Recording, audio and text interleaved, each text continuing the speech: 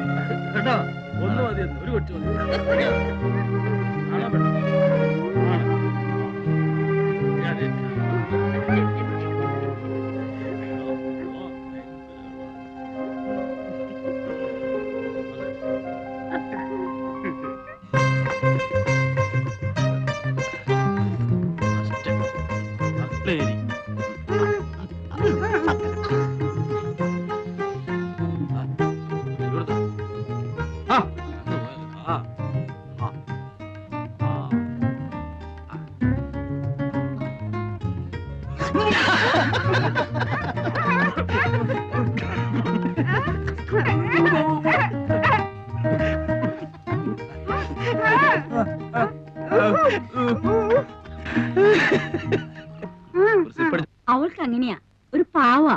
ഇഷ്ടം തോന്നിയാ പിന്നെ അങ്ങ് ഇഷ്ടാ. വക്കീലിന്റെ ടൈം എന്തായാലും വക്കീൽ നാളോട്ട് പെണ്ണാലോചിച്ച് നടക്കുകയാണല്ലോ. ഇനിയിപ്പോ അതങ്ങ് നിർത്താം, നമുക്ക് ഇതങ്ങ് ഉറപ്പിക്കാം. ഒന്നുമില്ല, ഞാൻ നിന്നെ കല്യാണം പറയാം.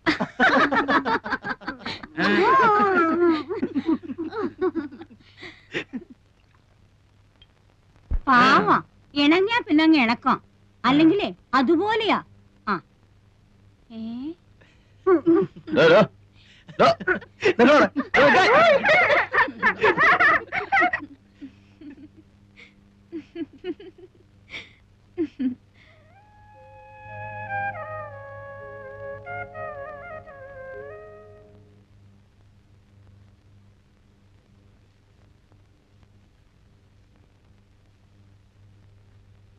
അറിയാഞ്ഞിട്ട് ചോദിക്കുക, എന്താ അങ്ങനെ എഴുതി നടക്കണ എന്റെ ഉദ്ദേശം? ഏയ് ഒന്നുമില്ല, ഈശ്വര എന്താ അത്ര തന്നെ. ഇതിങ്ങനെ എഴുതി വെച്ചിട്ട് 1,00,000 എത്തുമ്പോ തിരുപ്പതിക്കോ ഗുരുവായൂർക്കോ മറ്റോ അയച്ചു കൊടുക്കും.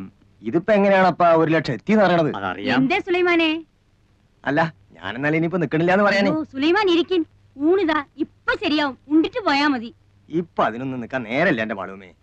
ഇന്നിപ്പോ ഇവിടുന്ന് ഊണ് കഴിച്ചിട്ടില്ലാന്ന് വെച്ചിട്ടെന്താ, ഞാൻ ഈ വീട്ടിൽ നിന്ന് എത്രയാ ഊണ് കഴിച്ചിരിക്കണം? ആയിക്കോട്ടെ, പോയിട്ട് കാര്യമുണ്ട്, അതുകൊണ്ടല്ലേ. അല്ലെങ്കിൽ ഇപ്പൊ എന്താ? അല്ല, മൂപ്പൻ എന്താ പറഞ്ഞത്? അദ്ദേഹം ആയതുകൊണ്ട് ക്ഷമിച്ചു. ആ പെണ്ണിന് തല നേരെയാവില്ല. എന്ത് ചെയ്തിട്ടും പറഞ്ഞിട്ടും അവൾക്ക് ഒരു മാറ്റവും ഇല്ല. 2 ദിവസം കഴിഞ്ഞിട്ട് വീണ്ടും കൂട്ടിക്കൊണ്ട് ചെല്ലാന്ന് വിചാരിച്ചിരിക്കാ ഞാൻ. ഇനിയിപ്പോ സാരല്ല, മൂപ്പരുടെ ആ വാശി ഒന്ന് തീർന്നല്ലോ. വലിയ ഡിമാൻഡും പറഞ്ഞിരുന്നിട്ട് അവള് മൂപ്പന്റെ പേരെന്ന് ഇറങ്ങി വരുന്നത് നാട്ടുകാർ മുഴുവൻ കണ്ടല്ലോ. അത് മതി. എന്നാലും എനിക്ക് എന്തോ നിങ്ങളെ പേടിക്കാണ്ടിരിക്കും ആളുമേ. മൂപ്പന്റെ ദേഷ്യം മാറിയില്ലേ? ഇനിയിപ്പോ നിങ്ങളാരെ ഭയക്കണത്? ഞങ്ങളൊക്കെ ഇല്ലേ? ഇവളൊക്കെ നേരെയാവും. 2 ദിവസം കൂടെ സമയം കൊടുക്കി. നേരെയാവാണ്ട എവിടെ പോവാൻ? നിങ്ങളല്ലേ ആള്.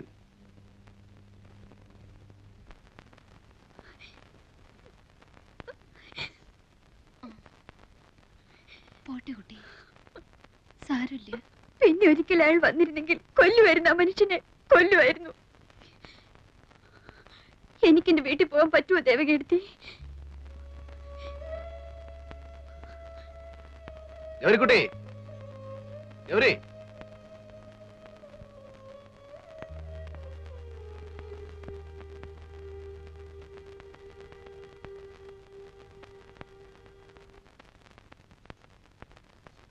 എവിടെ സാറേ ഗൗരിക്കുട്ടി? ഇപ്പൊ വരും. ഒന്നിങ്ങോട്ട് ഇറങ്ങി വരാൻ പറയാൻ നന്നായിരുന്നു. ഒന്നിനുമല്ല, വെറുതെ ഒന്ന് സംസാരിച്ചിരിക്കുന്നതുകൊണ്ട് ബുദ്ധിമുട്ടൊന്നുമില്ലല്ലോ. എന്താ കറിയച്ചേട്ടൻ എന്നോട് സംസാരിച്ച എന്റെ കാര്യം വിടണ്ട മോളെ. എനിക്ക് സംസാരിച്ചിരിക്കാൻ നീ പോലും വേണമെന്നില്ല. ദേ ആ പയ്യന്റെ മുഖത്തേക്കൊന്ന് നോക്കിയേ. ഗൗരിക്കുട്ടി എന്ന് കേട്ടത് കൊണ്ട് മാത്രം ചാടി പുറപ്പെട്ട കക്ഷിയാ. ലൈഫിൽ ആദ്യമാ.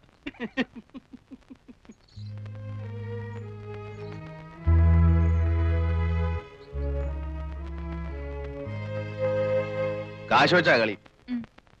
കടവില്ല. ഇല്ല. അമ്മയെ വിളിക്കും. നീ ഇല്ലല്ലോ. എനിക്കറിയില്ലല്ലോ. വെറുതെ നല്ല കുട്ടികളെ കൂടെ കൂടെ കൂട്ടി.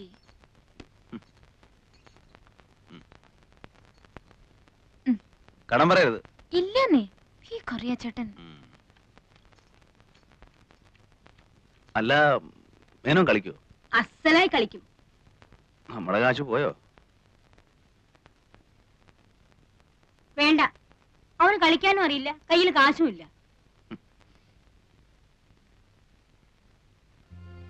അല്ല, ഏയ്, മൂപ്പർ തൊടില്ല.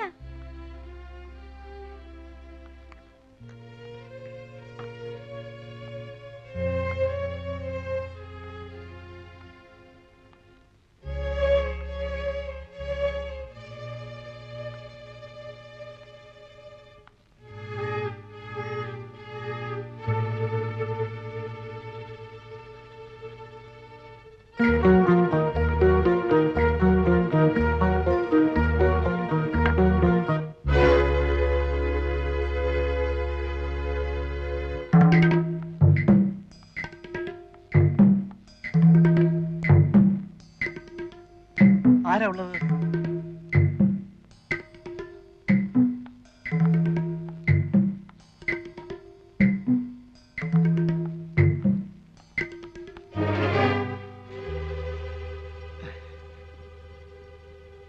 ഇവിടെ എന്താ ചെയ്യുന്നത് ഗൗരിക്കുട്ടി? വീട്ടിൽ വരുന്നവരോട് ഇങ്ങനെ പെരുമാറുക? ഞാൻ ഗൗരിക്കുട്ടിയെ കാണാൻ വേണ്ടിട്ട് മാത്രമാണ് വന്നത്. എല്ലാരും അതുകൊണ്ട് ഇങ്ങനെയൊക്കെ തന്നെ ആവും പറയുക അല്ലേ? കൈമാറ്റുന്നില്ല. കൈയെടുക്കൂ. ഇല്ലാലേ, കഥ എന്താ ഇവിടെ? ആരാ വിളിച്ചത്? ഓ, അങ്ങനെ. ആരായിരുന്നു വിളിച്ചത്? നീയോ ഇവളോ? ആരും വിളിച്ചില്ലല്ലോ. ആരും വിളിച്ചില്ലേ?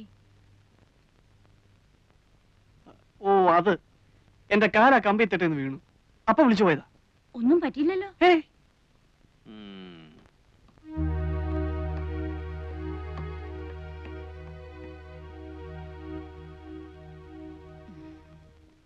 വന്നിട്ടിപ്പോ 4-5 ദിവസമേ ആയിട്ടുള്ളൂ.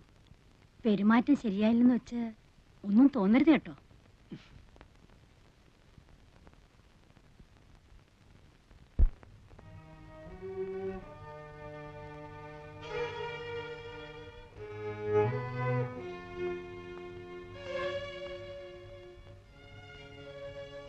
എന്താ കുട്ടി ഇത്? കുട്ടിക്ക് ഇഷ്ടമില്ലാതെയാണോ ഇവിടെ പറപ്പിച്ചിരിക്കുന്നത്? ചോദിക്കുന്ന ഉത്തരം പറയൂ. ഇവിടെ ഈ തൊഴിൽ നിൽക്കുന്നത് നിനക്ക് ഇഷ്ടമില്ലാതെയാണോ? കരയണ്ട, എന്നോട് പറയാം, ധൈര്യമായിട്ട് പറയാം. എനിക്കെന്തെങ്കിലും സഹായിക്കാൻ കഴിയുമെങ്കിൽ ഞാനത് ചെയ്യുകയും ചെയ്യാം. പറയുന്നത് നേരെ ആയിരിക്കണമെന്ന് മാത്രം. ദേ നോക്കൂ, കുട്ടി മാളൂമ്മയുടെ ആരാണ്? ചോദിച്ചത് കേട്ടില്ലേ? കുട്ടിക്ക് സ്ത്രീയുമായിട്ട് ബന്ധം വല്ലതും ഉണ്ടോ? ഇല്ല. ഇവിടെ കൂടെ ഒന്ന് താമസിപ്പിച്ചിരിക്കുക. എത്രയായി ഇവിടെ വന്നിട്ട്? 5 ദിവസം. 5 ദിവസമേ ഉള്ളൂ. അതിനു മുമ്പ് വീട്ടില്. ഏത് വീട്ടില്? എന്റെ വീട്ടില്. എവിടെയാ വീട്? ഗൗരിക്കുട്ടിക്ക് ഇതെല്ലാം എന്നോട് പറയാൻ പേടിയുണ്ട് അല്ലേ? ആരെയാ പേടി? മാളൂമ്മയാ? ഞാൻ ഇതൊക്കെ എന്തിനാ അവരോട് പറഞ്ഞു കൊടുക്കുന്നത്?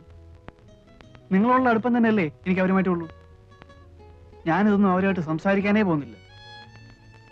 ഞാൻ ധരിച്ചത് ഇവിടെയുള്ള ഒരാൾ തന്നെയാ ഗൗരിക്കുട്ടി എന്നാണ്. അതുകൊണ്ട് ചിലപ്പം എന്റെ പെരുമാറ്റവും ശരിയല്ല വന്നിട്ടുണ്ടാവും. എന്ന് പറഞ്ഞിട്ട് എനിക്ക് അങ്ങനെ പെരുമാറാൻ സാധിക്കുമെന്ന് വിചാരിക്കണ്ട. എന്നെ വിശ്വസിക്കാം. കുട്ടിയെ ഇവിടെ വരെ ബലമായി താമസിപ്പിച്ചിരിക്കുകയാണെങ്കിൽ അങ്ങനെയാണോ? അതെ. കുട്ടിക്ക് സ്വന്തം വീട്ടിൽ പോകണമെന്നുണ്ടോ? എങ്കിലും ഒന്നും വിളിക്കാതെ എല്ലാം എന്നോട് പറയും. ഞാൻ വിചാരിച്ചാൽ എന്തെങ്കിലും ചെയ്യാൻ കഴിയുമെന്നുണ്ടെങ്കിൽ ഞാൻ അവനുവേണ്ടി ശ്രമിക്കാം. പറയൂ, എവിടെയാ കുട്ടിയുടെ വീട്? പുഴയ്ക്കക്കരെ. പുഴയ്ക്കക്കരെ? അമ്പലത്തിനടുത്ത്. വീട്ടിലിപ്പോ ആരുണ്ട്? മുത്തശ്ശി. മുത്തശ്ശി മാത്രം? നിങ്ങൾ എന്നെ എന്റെ വീട്ടിലെത്തിക്കൂ. എല്ലാം കേട്ട് കഴിഞ്ഞിട്ട് പറയാം. അത് നേര് മാത്രം പറഞ്ഞാൽ. ഞാൻ നുണ പറയില്ല. പറഞ്ഞിട്ടേ ഇല്ല? ഇല്ല, ഞാൻ നുണ പറയില്ല. വീട്ടിൽ മുത്തശ്ശി മാത്രമേ ഉള്ളൂ എന്ന് പറഞ്ഞ നേരാണോ? അതെ. അതെന്താ അങ്ങനെ? അമ്മയും അച്ഛനും? അമ്മ ചെറുപ്പത്തിലേ പോയി. അച്ഛൻ വേറെ കല്യാണം കഴിച്ചു? ഇല്ല, ഞാൻ അച്ഛന്റെ ഒപ്പമായിരുന്നു. 3 മാസമുള്ള എന്റെ അച്ഛൻ മരിച്ചിട്ട്. എങ്ങനെയായിരുന്നു അച്ഛൻ മരിച്ചത്? കമ്പിന്ന് വീണിട്ട്. കമ്പിന്ന് വീണിട്ടോ? ലൈൻ കമ്പി ഇല്ലേ, ലൈൻ കമ്പി, ഇലക്ട്രിസിറ്റിന്റെ ലൈൻമാൻ ആയിരുന്നു എന്റെ അച്ഛൻ. ഒരു ദിവസം പോസ്റ്റിൽ നിന്ന് വീണു. കുറേ ദിവസം ആശുപത്രി കിടന്നു. ഒരിക്കൽ പോലും ബോധം തെളിഞ്ഞില്ല. അവിടെ തന്നെ കിടന്ന് മരിക്കുകയായിരുന്നു എന്റെ അച്ഛൻ. അവിടെ വെച്ചാണ് ഞാൻ ഈ സ്ത്രീ ആദ്യം കാണുന്നത്.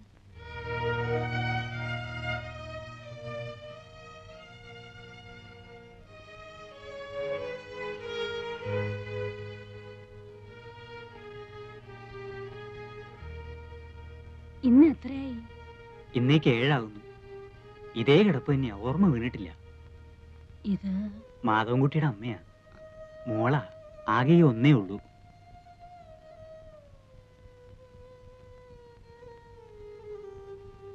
വാ മോളെ.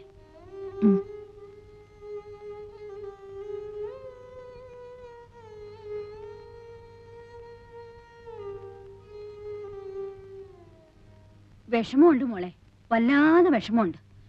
കേശവന്റെ അളിയന് ഇങ്ങനൊരു അപകടം ഉണ്ടായെന്ന് കേട്ടപ്പോ വരാണ്ടിരിക്കാൻ കഴിഞ്ഞില്ല. പക്ഷേ ഇവിടെ വന്ന് നിന്നെ കണ്ടു കഴിഞ്ഞപ്പോ വരണ്ടായിരുന്നു എന്ന് തോന്നുക. എന്റെ മോക്ക് ദൈവം ഒരാപത്തും വരുത്തിയില്ല. ഇതാ വേണ്ട. വാങ്ങിച്ചോളൂ കൂട്ടി. ഇവിടെ എന്തെങ്കിലും ആവശ്യങ്ങൾ ഉണ്ടായിക്കൊണ്ടിരിക്കും. ഒരാള് സുഖമില്ലാണ്ട് കിടക്കില്ലേ, നിന്റെ അമ്മ തരുന്നെന്ന് വിചാരിച്ച് അങ്ങോട്ട് വാങ്ങിച്ചോളൂ. വാങ്ങിച്ചോളൂ കുട്ടി, ഞങ്ങളൊക്കെ ഒന്നിച്ചു വളർന്നവരാ. എങ്കിൽ ഞങ്ങൾ ചെല്ലട്ടെ മെന്നെ. വൈകിയ പിന്നെ കടത്തു കിട്ടാൻ ബുദ്ധിമുട്ടാവും. പോയിട്ട് വരാം മോളെ. സ്നേഹമുള്ള സ്ത്രീയാ, കേട്ടിട്ടില്ലേ നീ? ചാലക്കുടി വീട്ടിലെയാ മാളു അമ്മ.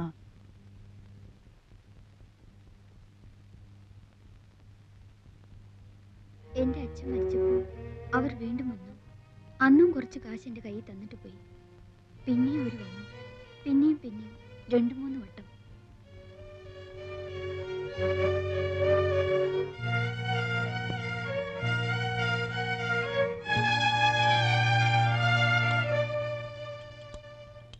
അമ്മയ്ക്ക് ഇഷ്ടപ്പെടുന്നില്ലെങ്കിൽ അവൾ അവിടെ നിന്നോട്ടെ. ഏതായാലും ഇനിയിപ്പോ പഠിപ്പിക്കാൻ ഉദ്ദേശമില്ല. കേശവൻ എന്താ പറയുന്നത് വെച്ചാൽ, ഞാൻ പറയുകയാണെങ്കിൽ അവൾ ഇവിടെ ഇങ്ങനെ തനിച്ച് നിൽക്കുന്നത് ശരിയല്ലെന്ന് തന്നെയാ എനിക്ക് തോന്നുന്നു. ഒരു മേൽനോട്ടത്തിന് വേണ്ട ശേഷിയോ ആരോഗ്യമോ നിങ്ങൾക്കും ഇല്ല. എന്റെ വീട്ടിൽ കൊണ്ടുപോയി നിർത്താമെന്ന് വെച്ചാൽ അവിടത്തെ പ്രാരാബ്ദം അറിയാലോ. അതൊന്നും ശരിയാവില്ല. നിങ്ങളുടെ കുട്ടികളെ തന്നെ നേരാമാർഗം ആരുടെങ്കിലും ഒപ്പം പറഞ്ഞു വിടാതെ വിഷമിച്ചുകൊണ്ട് നിൽക്കുമ്പോ അവൾക്ക് അവിടെ വലിയ പണിയൊന്നും ഉണ്ടാവില്ല. അടുക്കളയിൽ എന്തെങ്കിലും ഒരു കൈ സഹായിച്ചു കൊടുക്കുക, പിന്നെ വീട് അടിച്ചു തുടച്ച് വൃത്തിയാക്കി ഇടുക. എന്തെങ്കിലും ഒരു ശമ്പളം ഞാൻ തീരുമാനിച്ചു കൊടുക്കാം. അത് കേശവൻ മാസത്തിലൊരിക്കൊന്ന് വാങ്ങിച്ചുകൊണ്ട് പോരുകയോ, അല്ലെന്ന് വെച്ചാ അവളുടെ തന്നെ പേർക്ക് ബാങ്കിൽ ഒരു അക്കൗണ്ട് ഇടുകയോ എന്ത് വേണമെങ്കിലും ചെയ്യാം. പട്ടിണി കൂടാണ്ട് കിടന്നാ മതി എന്റെ മോള്. ശമ്പളമൊന്നുമല്ല, മനസ്സാ വലുത്. ആവശ്യങ്ങൾക്ക് ഉപകരിക്കാൻ ആളുണ്ടാവുക, അതാ വേണ്ടത്.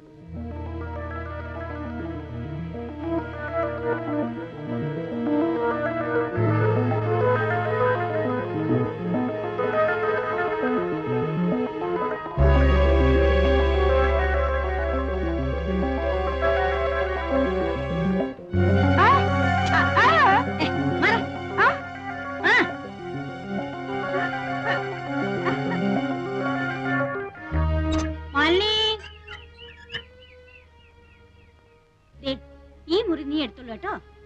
എന്താ ഇഷ്ടായോ? ഇത്ര വലിയൊരു മുറി ഇവിടെ എല്ലാം വലുപ്പമുള്ള മുറികളേ ഉള്ളൂ.